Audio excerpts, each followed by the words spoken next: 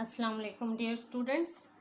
Physics के chapter 2 के second topic के साथ आज हम हाजिर हैं। ठीक है, आज इंशाल्लाह आज हम आपको सेकंड टॉपिक जो है समझाएंगे चैप्टर 2 का। ठीक है, चैप्टर नंबर 2 है हमारे पास। ठीक है, और इसका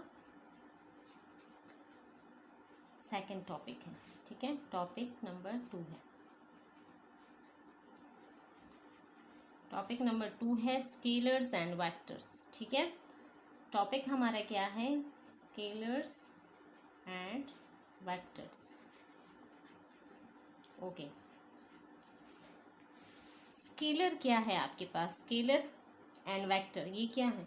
जैसे देखिए फिजिक्स में हम क्या पढ़ते हैं? फिजिकल क्वांटिटीज़ को पढ़ते हैं। ठीक है, अगर अब ये जो फिजिकल क्वांटिटीज़ हैं इनको कैटेगराइज किया गया है किस बेस पे? उनके डायरेक्शनल बेसिस पे।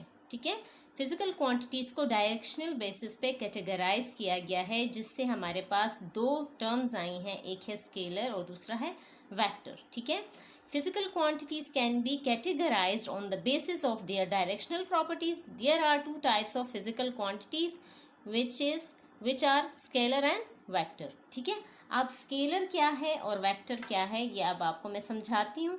ठीक है, स्केलर जो है हमारे पास वो फिजिकल क्वांटिटी है जिसको डिस्क्राइब करने के लिए हमें सिर्फ मैग्नीट्यूड की ज़रूरत पड़ती है। ठीक है, यानी scalar is a physical quantity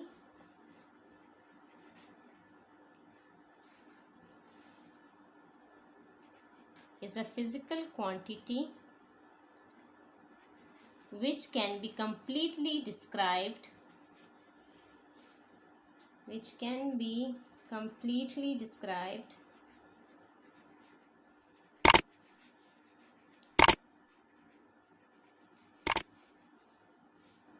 by only its magnitude। ठीक है, अच्छा जी, यानी स्केलर हमारे पास वो फिजिकल क्वांटिटी है जिसको हम कंप्लीटली डिस्क्राइब कर सकते हैं बाय ओनली मैग्नीट्यूड। मैग्नीट्यूड का क्या मतलब है? मैग्नीट्यूड मीन, अब ये जो मैग्नीट्यूड का वर्ड है, ठीक है, मैग्नीट्यूड का मतलब क्या है? मैग्नीट्यूड मीन अमाउंट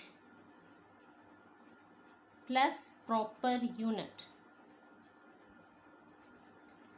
ठीक है, यानी ऐसा फिजिकल क्वांटिटी जिसको कंप्लीटली बताने के लिए हमें सिर्फ मैग्नीट्यूड की ज़रूरत पड़ती है, उसको हम कहते हैं स्केलर। अब मैग्नीट्यूड का क्या मतलब है? Magnitude mean amount plus proper unit. Amount, for example, आप किसी शॉप पे जाते हैं, शॉपकीपर से आप कहते हैं कि भाई मुझे 2 किलो चीनी दे दो, तो आप 2 यानी अमाउंट बताते हो, 2 kg मुझे क्या दे दो? चीनी दे दो, शुगर दे दो। तो 2 प्लस इस 2 के सिर्फ ये नहीं कहते कि 2 चीनी दे दो। 2 चीनी दे दो से उसको क्या समझ आएगा? कुछ भी नहीं। 2 kg, यूनिट क्या बताओगे? kg, क्योंकि मास का यूनिट kg है ना, और मास है आपके पास शुगर, तो आप शुगर मांग रहे हो तो आप कहोगे 2 kg शुगर दे दो, तो बात समझ आ जाएगी शॉपकीपर को और वो आपको वो चीज़ उठा के दे देगा। ठीक है, यानी ये स्केलर जो है वो क्वांटिटी है जिसको बताने के लिए आपको डायरेक्शन बताने की ज़रूरत नहीं पड़ती। ठीक है, आप सिंपली उसका मैग्नीट्यूड बताते हो। ठीक है, मैग्नीट्यूड का मतलब क्या है? अमाउंट बताते हो और प्रॉपर यूनिट बताते हो। या आप किसी को, फॉर एग्जांपल, किसी को कोई आपने स्कूल के बारे में बताते हो कि मेरा स्कूल इतने माइल्स पे है, तो आप क्या बताओगे? फॉर एग्ज़ाम्पल, आप कहते हो 3 मीटर का फासला है मेरे घर और स्कूल के दरमियान, तो आप क्या कहते हो? 3 माइल्स। अब 3 मीटर जो है, फॉर एग्ज़ाम्पल 3 मीटर का रास्ता है ना, तो 3 तो अमाउंट है, ठीक है, और मीटर क्या है? यूनिट है लेंथ का। ठीक है, क्योंकि आप लेंथ बता रहे हो, यहाँ आप मास बता रहे थे तो केजी यूनिट था। ठीक है, तो ये स्केलर हमारे पास वो क्वांटिटीज़ हैं जिनको कंप्लीटली बताने के लिए हमें सिर्फ जो है मैग्नीट्यूड की ज़रूरत पड़ती है। ठीक है, इसके अलावा हमारे पास सेकंड है वेक्टर। वेक्टर जो है ऐसी फिजिकल क्वांटिटी जिसको कंप्लीटली बताने के लिए हमें ना सिर्फ मैग्नीट्यूड की ज़रूरत पड़ती है बल्कि डायरेक्शन की भी ज़रूरत पड़ती है। ठीक है, vector is a physical quantity is a physical quantity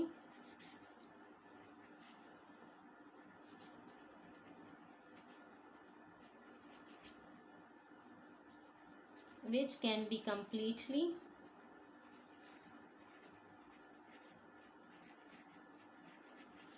described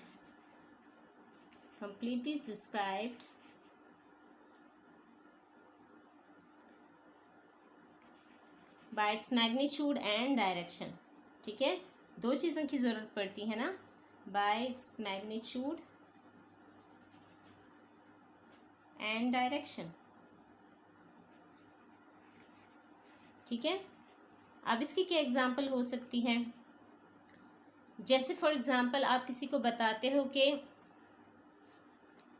एक जो है एरोप्लेन जो है वो स्पीड से यहाँ से गुजर कर गई है एरोप्लेन, तो वो किस डायरेक्शन में गई है? आपको डायरेक्शन बताए बगैर किसी को नहीं पता चल सकता कि एरोप्लेन जब गई है तो वो किस तरफ गई है।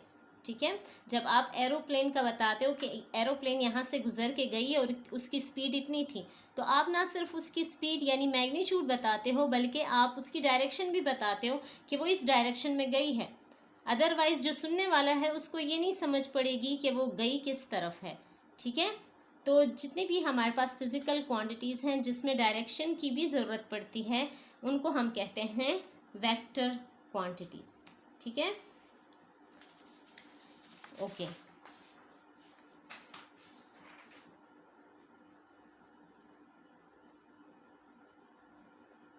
अच्छा जी, अब हमारे पास कुछ क्वांटिटीज़ ऐसी हैं ना जिनके लिए डायरेक्शंस बताना मस्ट होती हैं। जैसे फॉर एग्जांपल वेलोसिटी है, वेट है, फ्रिक्शन है। ठीक है, ये हमारे पास वेक्टर क्वांटिटीज़ हैं। वेलोसिटी क्या है?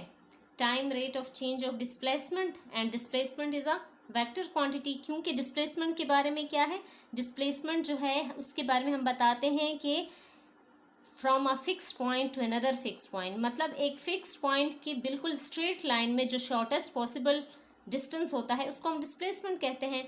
तो displacement per unit time is called velocity. Velocity हमारे पास क्या है? एक वेक्टर क्वांटिटी है। वेक्टर की एग्जांपल्स हम देख लेते हैं, वेक्टर क्वांटिटी की एग्जांपल। ठीक है, क्या है वेक्टर क्वांटिटी की एग्जांपल? क्या है हमारे पास? वेलोसिटी है, ठीक है, वेट है, फ्रिक्शन है। ठीक है, तो हमारे पास अब जैसे फॉर एग्जांपल वेलोसिटी को हम ले लें, तो वेलोसिटी की डेफिनेशन क्या है? Displacement per unit time. ठीक है, तो डिस्प्लेसमेंट क्या है हमारे पास? Shortest possible distance between two points is called displacement. ठीक है, ए से बी तक या बी से ए तक जो शॉर्टेस्ट पॉसिबल डिस्टेंस है वो डिस्प्लेसमेंट कहलाता है।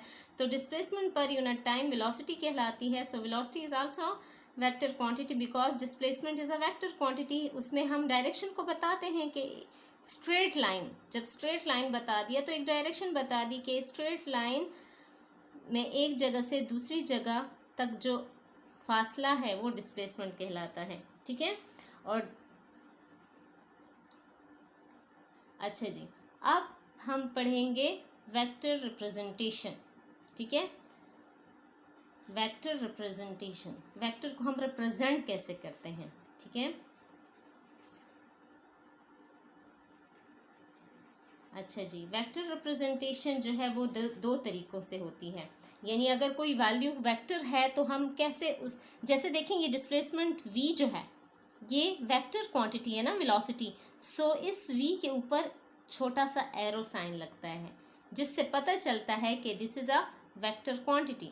अब वेक्टर रिप्रेजेंटेशन में आपको बताने जा रही हूँ। वेक्टर रिप्रेजेंटेशन के दो तरीके हैं, एक है ग्राफिकल रिप्रेजेंटेशन और एक है symbolic representation. First one is symbolic representation. ठीक है, सिंबॉलिक रिप्रेजेंटेशन में क्या होता है? सिंबॉलिक रिप्रेजेंटेशन में वो होता है कि अगर एक वेक्टर क्वांटिटी है तो सिंपली हम उसको बोल्ड फेस लेटर से रिप्रेजेंट कर लेते हैं। ठीक है, कैपिटल और स्मॉल, या कैपिटल ए से हम उसको बोल्ड करके बता देते हैं कि this is a vector quantity, या एक स्मॉल लेटर से हम उसको थोड़ा बोल्ड करके बता देते हैं वेक्टर क्वांटिटी की रिप्रेजेंटेशन को, ठीक है। इसी तरह हम या फिर ऐसा करते हैं कि कोई क्वांटिटी लिख के उसके ऊपर स्मॉल एरो हेड लगा लेते हैं, तो इसका मतलब होता है this is a vector quantity, ठीक है। ये हमारे पास सिंबॉलिक रिप्रेजेंटेशन है, यानी सिंबॉलिकली हम इस तरह रिप्रेजेंट करते हैं, या ठीक है एक, ठीक है। इसके अलावा दूसरी रिप्रेजेंटेशन है हमारे पास ग्राफिकल, जैसे कि इसके नेम से जाहिर है ग्राफ में ग्राफिकल रिप्रेजेंटेशन, ठीक है। ग्राफिकल रिप्रेजेंटेशन में क्या होता है कि ग्राफिकल, जैसे ग्राफ क्या होता है, a graph is a visual representation, ठीक है, of information showing how one quantity varies with another relative quantity, ठीक है। ग्राफ क्या होता है, आपको पता है ना कि ग्राफ जो है एक विजुअल रिप्रेजेंटेशन होती है। जब हम दो वैल्यूज़ को आपस में कंपेयर कर रहे होते हैं तो हम ग्राफ यूज़ करते हैं, तो उस ग्राफ पे जो है फिर हमें पता चलता है कि अगर एक चीज़ बढ़ रही है तो दूसरे के साथ क्या हो रहा है, वो ग्राफ हमें शो करके बता देता है, ठीक है। अब ग्राफिकल रिप्रेजेंटेशन में क्या होता है, फिजिकल जो क्वांटिटी है हमारे पास, जो वेक्टर क्वांटिटी है, उसको हम कैसे रिप्रेजेंट करते हैं। Graphically a vector is represented by an arrow, the length of the arrow gives the magnitude and the arrow head points the direction of the vector, ठीक है। इसके लिए क्या करते हैं, ग्राफिकल रिप्रेजेंटेशन में हम क्या करते हैं, एक अपने पास स्केल सेलेक्ट कर लेते हैं, ठीक है, स्केल सेलेक्ट कर लेते हैं।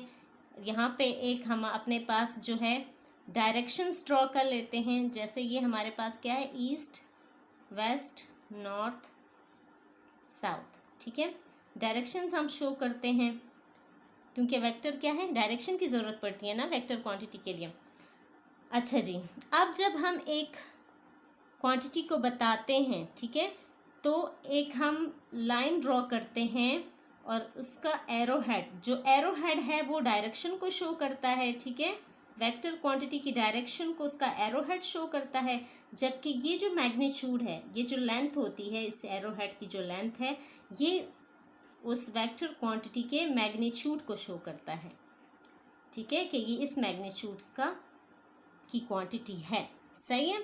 अब स्केल हम चूज़ करते हैं ना, स्केल कैसे चूज़ करते हैं, फॉर एग्जांपल देखें, जब आप कॉपी पे ड्रॉ कर रहे होते हो और आपके पास एक बड़ी वैल्यू होती है जैसे 10 किलोमीटर, आप 10 किलोमीटर की लाइन तो नहीं ड्रॉ कर सकते ना, तो आप एक सूटेबल स्केल लेते हो, ठीक है, अपने मुताबिक एक सूटेबल स्केल उसके लिए लेते हो।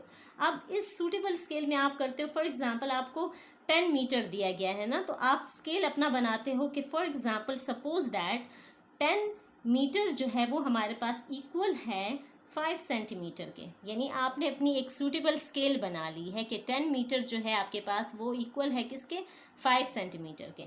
सो it's mean that 20 metre will be equal to 10 centimetre. अब आपसे अगर कहा जा रहा है कि आप जो है एक वेक्टर को रिप्रेजेंट करो जिसकी मैग्नीट्यूड है 20 मीटर और उसकी डायरेक्शन है ईस्ट, तो आप क्या करोगे, आप जो है अपने लिए एक सूटेबल स्केल बना लोगे जिसमें आप 10 मीटर को इक्वल कर दोगे 5 सेंटीमीटर के और 20 को इक्वल हो जाएगा, जाहिर है फिर 20 इक्वल हो जाएगा 10 के।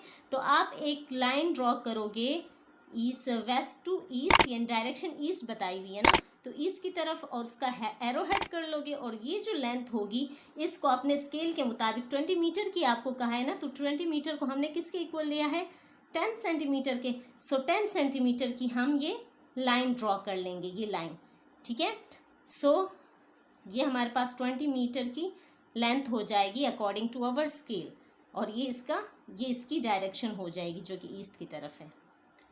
Okay dear students, I hope कि आप लोगों को समझ आ गई होगी। ओके, इंशाल्लाह नेक्स्ट टॉपिक के साथ फिर हाजिर होंगी, तब तक के लिए अल्लाह हाफिज़।